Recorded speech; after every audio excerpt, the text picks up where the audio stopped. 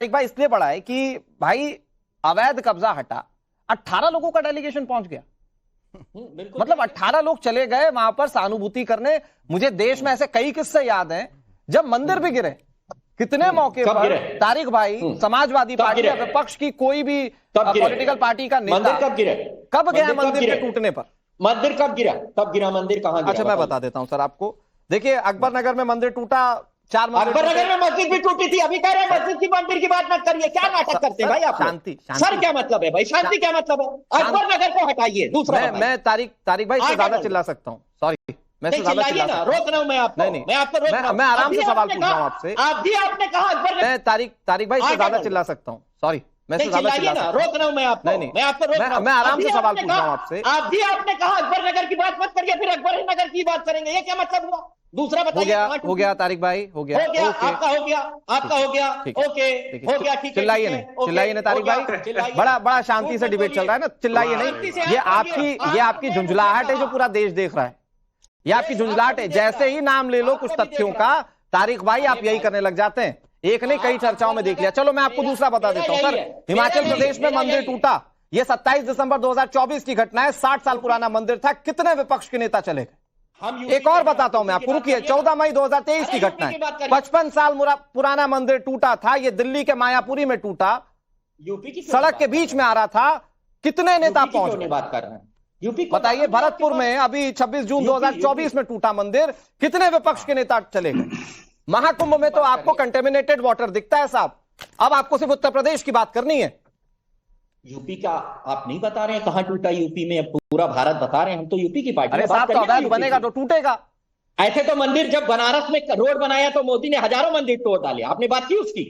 बात की? आज करेंगे चर्चा उस चीज पर। और पता है बीबीसी की रिपोर्ट है, विस्थापित किए गए। आप जवाब नहीं दे पा रहे। अरे विस्थापित किए गए या कुछ नहीं किए गए? अच्छा रुकिए तारिक भाई जवाब देंगे। ओके मैं रमनीश जी आपके पास आता हूं। तारिक भाई यूपी की एक आप ना पता है ऐसे तो आप कहेंगे, ये बात मुझे पैनल प्रोड्यूसर ने बताई कि ऐसे तो आप कहेंगे कि हम देश के 30वें नंबर की बड़ी पार्टी हैं, लेकिन बात जब होगी पैन इंडिया तो आप कहेंगे नहीं साहब हम तो उत्तर प्रदेश की बात करेंगे। ये आपका सिलेक्टिविज्म है सर। ये वैसा ही सिलेक्टिविज्म है कि सिर्फ आपको मस्जिद दिखता है, मंदिर कहीं नहीं दिखता। अब जो थोड़ा सा खामोश हो जाइए सर। रमनीश जी 18 लोगों का डेलीगेशन अवैध निर्माण टूटने पर। यही चीजें मुझे लगता है कन्नौज में एक ऐसा भी मंदिर है जो 200 साल पुराना, और 200 साल पुराना मंदिर और उसमें कब्जाए हुए थे। समाजवादी पार्टी का कब्जा था, उस पर तालाबंदी थी। हरि मंदिर भी उसी का उदाहरण है। शायद वहां भी डेलीगेशन यदि पहुंच जाता पहले तो मुझे लगता है कि हम वाकई में उसकी तारीफ करते। लेकिन कांग्रेस पार्टी और समाजवादी पार्टी हर एक ऐसे मौके पे पहुंच जाती है जहां पे अवैध अतिक्रमण हो रहा है। भाई अरे भैया उसमें तो आपको साथ देना चाहिए सरकार का, योगी सरकार का साथ देना चाहिए, धन्यवाद देना चाहिए। अरे वो दंगा हो जाएगा सर। लेकिन कहीं ना कहीं आपको तो बनना है ना भाई, रहनुमा बनना है कि सबसे बड़े रहनुमा हम हैं हमारे। यदि यही चीजें यदि आप देखिए हिंदू विस्थापित जहां पे होते वहां पे पहुंच जाते, कश्मीरी हिंदू के पास आप पहुंच जाते तब लगता। लेकिन बात है आज मुद्दे की। आज कुशीनगर मस्जिद की बात करें। कुशीनगर मस्जिद में राजस्व टीम गई और वहां पे पाया कि यहाँ पे जो है अवैध अतिक्रमण हुआ है, और उस पर यदि कार्रवाई होती है तो मुझे लगता है किसी भी तरह की बिलबिलाहट होने की जरूरत किसी भी पार्टी को बिल्कुल भी नहीं है। लेकिन यदि अवैध तरीके से यदि अतीक अहमद हो, चाहे मुहर्रम अली हो, चाहे आप आजम खां हो, मुख्तार अंसारी, ऐसे लोगों के बंगले यदि टूटे, मुझे लगता है अवैध अतिक्रमण कोई भी करेगा टूटेगा। लेकिन यदि मस्जिद भी यदि अवैध तरीके से बनाया गया है, चाहे वो कितने भी साल पुराना हो, यदि अवैध तरीके से अतिक्रमण यदि आप करेंगे तो बिल्कुल योगी सरकार उस पर कटिबद्ध है। तो टूटा। अकबर नगर की कार्रवाई में ये पता चला कि उसमें सिर्फ हिंदुओं के या मुस्लिमों के घर नहीं टूटे, जितनी चीजें अवैध थी सब टूटी थी।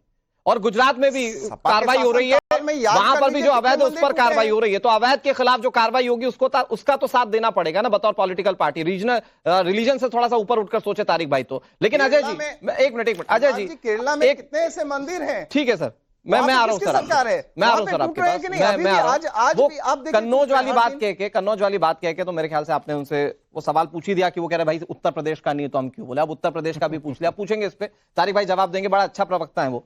मैं लेकिन अजय जी आपके कितने लोगों का डेलीगेशन जाएगा सर ये अवैध अतिक्रमण हटने पे? जाने वाला है ना सर आपका भी? आवाज नहीं आ रही अजय जी, एक बार जरा देखिए म्यूट ना हो।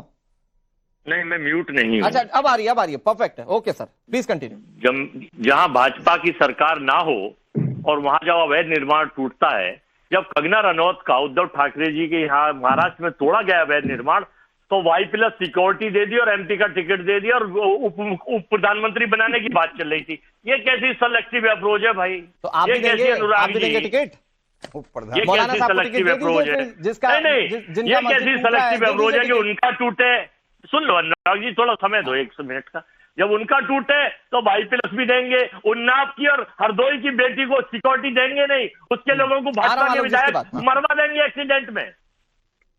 अब मैं ये पूछना चाहता हूं, भारत का संविधान freedom of speech, freedom of versus देता है, ठीक है? अवैध निर्माण है, आप तोड़िए, लेकिन पहले ये तय करो कि वफादार कौन है, फिर वक्त बताएगा कि गद्दार। पहले तय तो कर लो सरकारी है नहीं है। वो तय नहीं कर पा रहे अजय जी, वो तय नहीं कर पा रहे। अजय जी एक सवाल है, पूरी सुन लीजिए, पूरी सुन लीजिए, आपने टाइम में। लेकिन अगर अवैध निर्माण टूटना चाहिए तो फिर अवैध निर्माण टूटने पर आपका डेलीगेशन क्यों जा रहा है फिर वहां?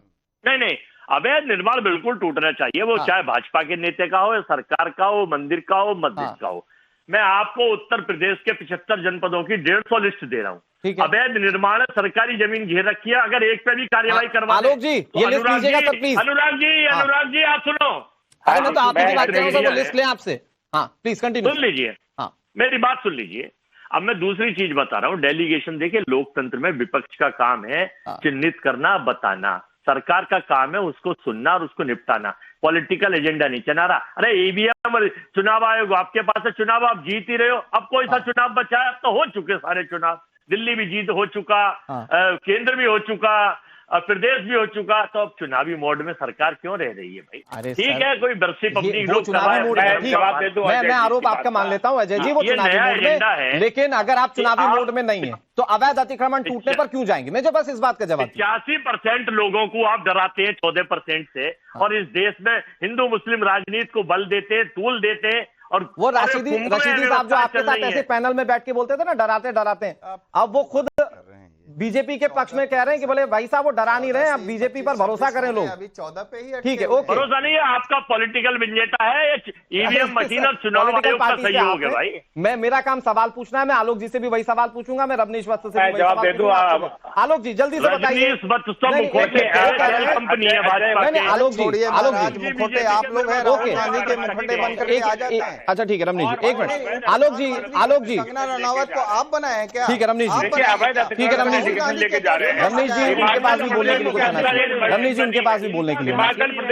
आलोक जी आप सवाल सुन के सर प्लीज सवाल सुन के। आलोक जी मेरा सवाल ये, वो कह रहे हैं कि ये तो मुस्लिम ने धैर्य रखा हुआ है, नहीं तो आप तो दंगे करवा देते। ये रजनीश तो परजीवी है। यह देश के अलग विडंबना है कि 15% आबादी जब चाहती है पत्थरबाज बन जाती है, जब चाहती है दंगेबाज बन जाती है, और एक 85% जो हिंदू धर्म के लोग हैं, सहिष्णु हैं, वह अब कभी भी आवाज नहीं उठाते हैं। तो ये पत्थरबाजों के साथ खड़े होते हैं। हमारे यहाँ चाहे दुर्गा पूजा की प्रतिमा जा रही हो, चाहे गणेश प्रतिमा की प्रतिमा जा रही हो, ये तो पत्थरबाजी करते हैं। ठीक है, सरकार के कोर्ट के निर्देश से अगर कोई अधिकारी जाते हैं, संभल में दंगा करते हैं, पत्थरबाजी करते हैं। हिमाचल प्रदेश में मस्जिद एक अवैध ढाई जा रही है। हिमाचल प्रदेश में कांग्रेस की सरकार है, अजय वर्मा जी, वहां पर जो 5 मंजिल मस्जिद बना लिया गया, 3 मंजिल उसकी ढाई जा रही है, उस पर क्यों नहीं डेलीगेशन लेके गए भाई आप लोग? आपकी सरकार की है वहां पे। तो अवैध जो है अवैध है, माननीय उच्चतम न्यायालय के कड़े निर्देश है, सभी राज्यों को निर्देशों का पालन करना है, और उन निर्देशों का पालन करते हुए। आलोक जी वो जो हिमाचल की मस्जिद ढाने की बात आप कह रहे हैं, डेलीगेशन लेकर जाने वाले तो तारिक खान है ना, तो तारिक खान से पूछिए कि वो कब जा रहे हैं हिमाचल प्रदेश, वो कांग्रेस की सरकार में जब मस्जिद ढाई जा रही है। तो मैं तारिक भाई आऊंगा आपके पास। ठीक है दानिश भाई, लेकिन ये पॉलिटिकल पार्टियां, मैं जानता हूं कि दिल्ली में भी आपने बहुत अच्छी खासी कैंपेनिंग किया, आप भी पॉलिटिकल पार्टी से ही हैं, बट मुझे ये समझाइए कि पॉलिटिकल पार्टियों की दंगाइयों के साथ खड़ा होना, पत्थरबाजों के साथ खड़ा होना, या अवैध अतिक्रमण करने वालों के साथ खड़ा होना क्या सियासी मजबूरी है? क्या यही वोट बैंक बचा है क्या जो इनके पक्ष में वोट